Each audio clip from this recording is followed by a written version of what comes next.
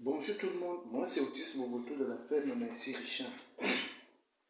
La thématique du jour est en lien avec à chaque jour suffit sa peine.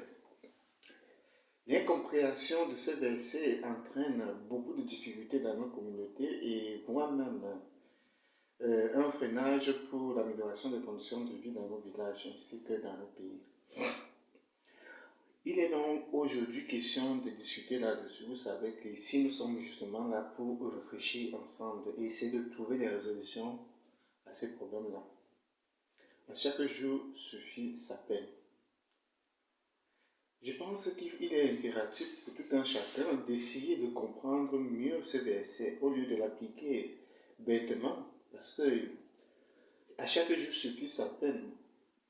Ça ne voudrait pas forcément dire que on ne peut pas réfléchir le lendemain ou bien le surlendemain ou bien à des semaines de décalage, voire à des mois ou à des années. Parce que vivre comme ça, là, qu'est-ce que cela a comme conséquence? C'est que les gens n'ont pas de perspective en termes d'avenir, en termes d'ambition.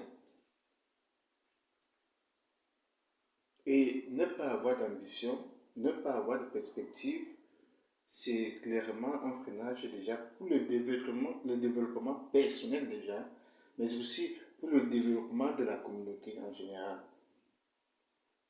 Lorsque je ne suis pas en mesure de savoir quels sont mes besoins, croyez-moi, je ne peux pas formuler les projets. Je ne peux pas faire un projet, par exemple, d'un mariage, d'avoir les enfants. Donc, on ne peut pas se limiter à dire qu'à chaque jour, je puisse à peine comprendre ce verset de cette manière-là. Croyez-moi, nous, nous induisons en erreur.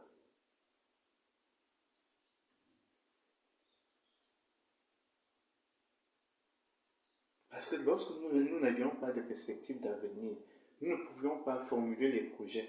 Comment pensons-nous améliorer les conditions de vie? Déjà les nôtres, de nos familles, déjà. Ce n'est pas possible. Sur le plan personnel, ce n'est pas possible. Si parce que je suis élève, je dis qu'à chaque jour suffit sa peine, on me donne un cours où je reste là, j'assiste au cours, je révise même peut-être même le jour là, et sans penser qu'il y aura des examens. Lorsque les examens vont arriver, qu'est-ce que je vais faire? Parce qu'au fur et à mesure on apprend, on oublie aussi une partie. Ça, ce n'est pas moi, ça c'est scientifique. Maintenant, donc, au bout de 3 mois, au bout de 4 mois, c'est au bout de 6 mois où il faudrait justement faire les examens. Qu'est-ce qui se passe? Si on n'a pas prévu un mois en avance pour prendre ce temps-là, pour bien faire les révisions, on a assuré des chemins.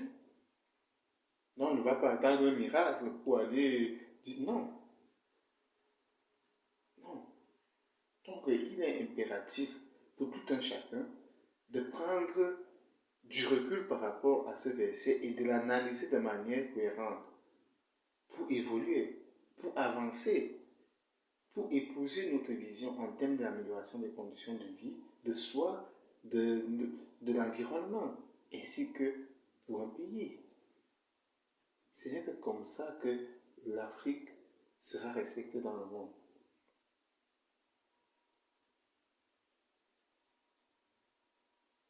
Donc arrêtons de dire du n'importe quoi parfois. Arrêtons de s'appuyer sur les versets dont on ne comprend pas.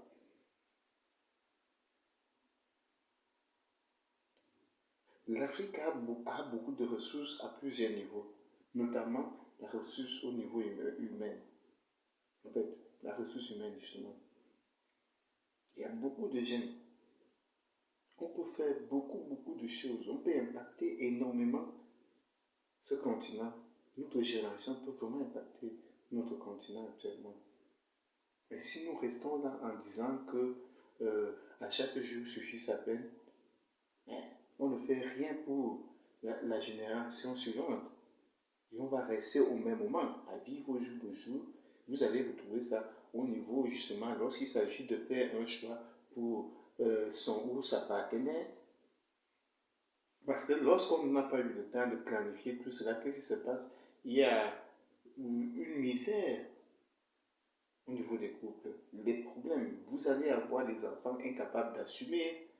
Les femmes vont faire des chantages à leurs partenaires avec qui ils ont eu des enfants. Du coup, les enfants vont rester aux côtés de la mère. Finalement, comme conséquence, c'est que les enfants ne pourront pas aller très loin à l'école parce qu'il n'y a pas de moyens. Les enfants ne seront pas correctement suivis parce que non seulement le nouveau papa, lui, ne s'intéresse pas à cela. Donc, les enfants sont pris, en fait, possible, ce côté-là. Ils se trouvent démunis de tout moyen. Comment peuvent-ils se développer? Comment peuvent-ils avoir une éducation? C'est pour ça qu'il est impératif de se projeter vers l'avenir, de savoir que non, voilà, j'ai besoin d'une femme avec telle sorte de caractéristiques, bien sans aller très loin. C'est pas aussi un produit qu'on achèterait dans un, fait, sur un marché, fait dans un marché. Non, c'est pas ça.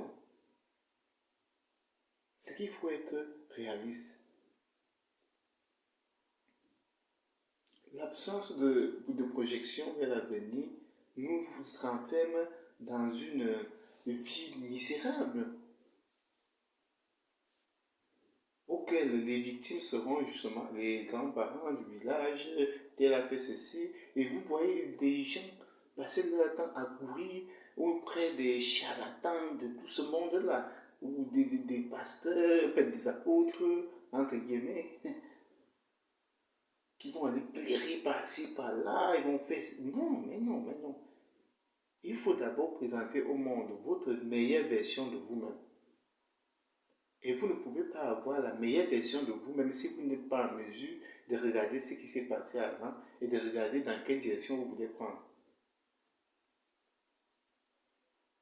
Et ça, le fait de vivre au jour le jour ne contribue absolument pas à atteindre ces objectifs-là.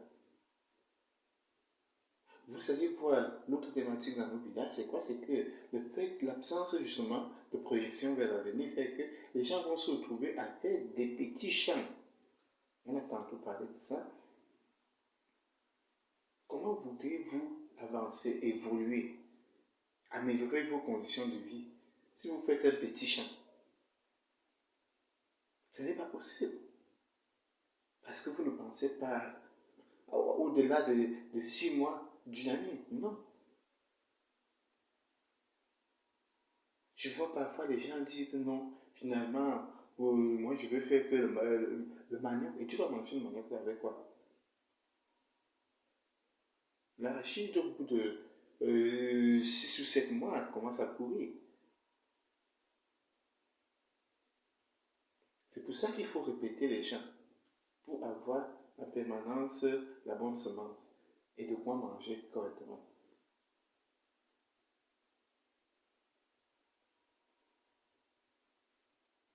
Je vois la même chose avec les gens qui font la pêche. Lorsque ceux-là tombent sur une rivière, qu'est-ce qui se passe? Ils ne veulent même pas laisser, même les tout petits poissons comme ça, là,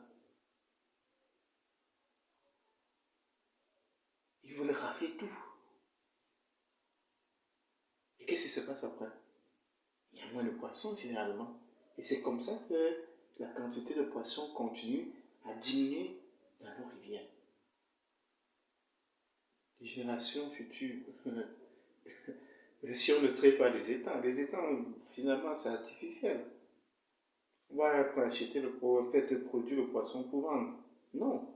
Mais la passion de la pêche, aller à la pêche, le déplacement pour aller à la pêche, déjà, c'est déjà une manière de faire du sport.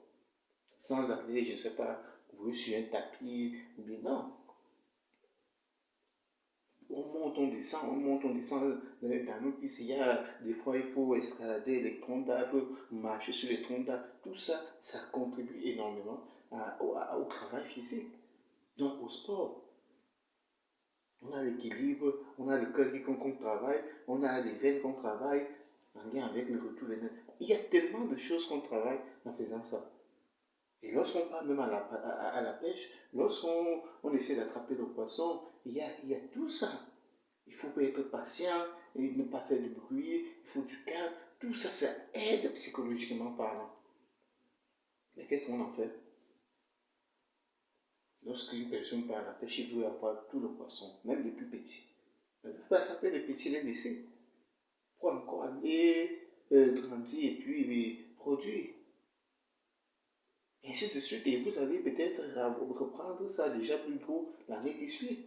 Ou bien les autres ailleurs vont aller prendre ça, comme vous dites souvent que le poisson ne reste pas au même endroit. C'est vrai, mais pourquoi vous décidez donc de vivre au jour le jour en restant au même endroit?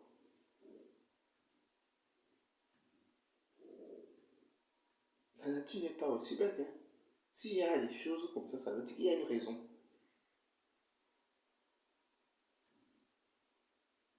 Le poisson est là aujourd'hui, vous pouvez l'attraper. Lorsqu'il est assez d'eau, parce que s'il est assez d'eau, ça veut dire qu'on l'a laissé ailleurs. Et vous, vous prenez tout pour que les autres plus bas ne mangent pas. Non, c'est pas une vie. Ça ne contribue clairement pas à l'amélioration des conditions de vie. Et c'est ça, on voit ça dans tous les niveaux. Vous amenez un peu de, je ne sais pas moi, de cadeaux ou bien je ne sais pas quoi au village, la personne à qui vous avez confié ça va bloquer tout pour que les autres n'aient pas. Ou bien va faire semblant en donnant quelques petits trucs.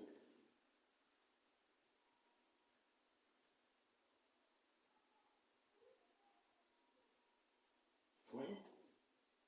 Vous ne contribuez pas là à l'amélioration des conditions de vie. Et pour la chasse, c'est la même chose. Étant donné qu'il y a plusieurs formes de chasse que j'aurai peut-être le temps de vous présenter ici, dans cette chaîne, mais il y a les chasses spécifiques où on veut débarrasser de tout. Ce n'est pas bon. La génération future va manger quoi? Est-ce que la génération future aura encore les passions là? Et ça crée toujours de plus en plus une pénurie en termes d'attractivité dans nos villages. Il est temps pour vous, toute personne vivant dans nos villages, toute personne vivant en ville qui retourne au village, d'essayer de partager cette vidéo. Parce qu'on ne peut pas aller dans ce sens-là. Il faut qu'on prenne conscience. Il faut qu'on se projette dans l'avenir. Il faut que nous pensions aux autres. Pas qu'aux autres. Déjà à nos futurs enfants. Aux petits-enfants, etc. On aimerait que leur vie soit meilleure par rapport aux nôtres. Donc maintenant, nous devrions nous être en route pour ça. Lorsque le poisson quitte pour aller, comme vous savez là, c'est parce que c'est l'endroit où le poisson se trouve, le poisson se sent menacé. Donc le poisson va tendance à chercher où mettre ses œufs sans trop de destruction. Ainsi que ses petits.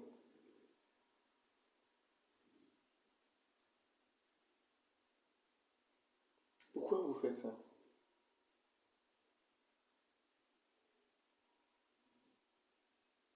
J'invite ici toute personne qui va suivre cette vidéo à essayer de faire un minimum d'efforts en termes de projection vers l'avenir. Parce que c'est la même chose avec les parents.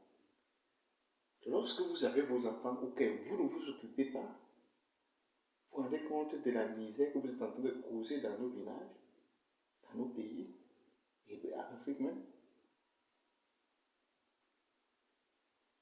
Ceux-là, ils n'auront pas l'éducation. Ceux-là n'auront pas le moyen d'aller plus loin dans les études. Ceux-là vont aussi avoir des partenaires sans prendre du recul par rapport à eux. Et il suffit qu'on les raconte un peu des âneries et ils vont accepter.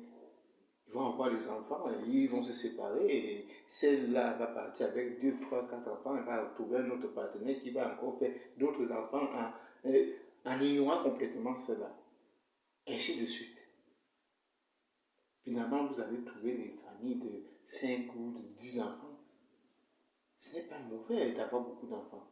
Mais le plus important n'est pas d'avoir les enfants. Le plus important, c'est savoir s'en occuper. De mettre les moyens à disposition pour que ces enfants soient bien éduqués, aient la possibilité d'étudier jusqu'à leur limite, quoi. D'assurer où dormir, de quoi manger, pour aller à l'hôpital, etc. Il faut avoir toutes ces ressources-là à disposition avant de se lancer. Sinon, on contribue au freinage de notre continent. Parce que lorsque les enfants sont livrés à eux-mêmes, qu'est-ce qui va se passer après? Beaucoup vont être séduits justement à beaucoup de choses. Il y a les papas de 60 ans qui vont sortir des filles de 15 ans. Bon, ça ne pose pas de problème tant qu'ils peuvent amener la nourriture. Sans compter les maladies que ces derniers peuvent donner à cette jeune fille. Et cette jeune fille va aller sortir avec les garçons de sa génération. Elle va affecter ces garçons-là. Et ça détruit comme ça là, toutes les familles comme ça là. C'est pas normal. D'autres vont se livrer au vol. Ils vont égorger des gens, ainsi par là, pour prendre un peu, amasser un peu d'argent. Parce qu'ils n'ont pas de valeur. Qui doit leur donner des valeurs? Si vous vous défilez, si vous faites le chantage à vos partenaires, ce n'est pas normal. Il est temps pour vous de vous projeter vers l'avenir. Avant d'essayer de ne pas, de faire ça sans moyen de se protéger, il faut d'abord étudier des personnes, étudiez-vous mutuellement. Comme ça, lorsque vous décidez de faire, qu'il n'y ait pas de chantage, qu'il n'y ait pas d'abandon, il faut arrêter ça. Là, ça montre clairement des gens qui n'ont pas de perspective d'avenir. C'est bien de mentir, c'est bien de jouer, mais on ne joue pas avec les vies.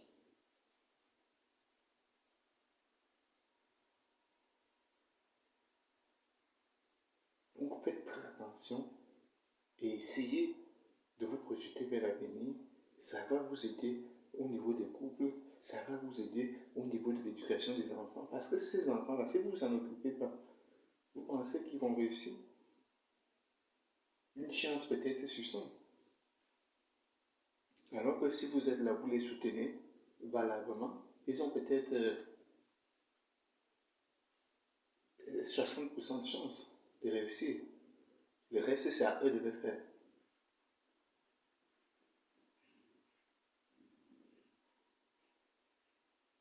Donc, il est temps pour tout un chacun de changer cette façon de voir les choses. De pencher plutôt vers la responsabilisation. Lorsqu'on décide de faire quelque chose, il faut se préparer. Il faut savoir dans quelle direction nous voulons aller. C'est comme ça que nous pouvions impacter plus ou moins totalement l'amélioration des conditions de vie dans nos villages, dans notre arrondissement, notre département, province, à l'échelle nationale, ainsi qu'à l'Afrique. Si tous les pays d'Afrique faisaient cela, imaginez.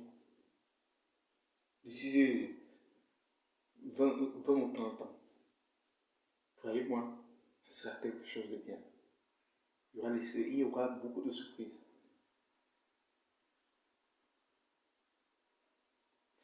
Sur ce, je vous laisse méditer là-dessus et que chacun puisse prendre conscience de ses responsabilités. Bye.